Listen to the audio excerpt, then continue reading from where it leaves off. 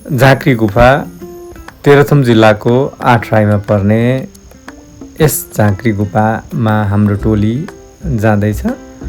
म Praveen sir, बान्या sir, Jhalanath भाइ र युगेश सरको टिम छौँ। हामी अब झाँक्री गुफा प्रवेश गर्न गइरहेका छौँ। महादेवको मन्दिर रहेको छ यस गुफामा। करिब 20 मिटर लामो यस गुफा ओह्रालो झरेर फेरि हामी उकालो चढेर निस्किनु पर्ने हुन्छ। यहाँ बान्या सर अगाडि हिँड्दै हुनुहुन्छ। सानो अँध्यारो भएको कारणले मोबाइलको लाइट बालेर छिर्ने र निस्कने गर्नु पर्दछ।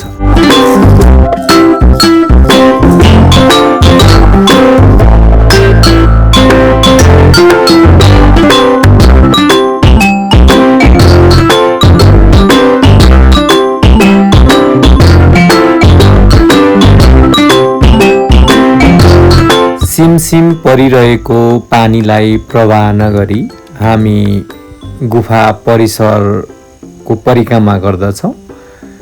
यहाँनेरि गणेश भगवान, देवीको मूर्ति साथसाथै अन्य देवी देवताको मूर्ति पनि छ। एकचोटि अवश्य घुम्नुहोला।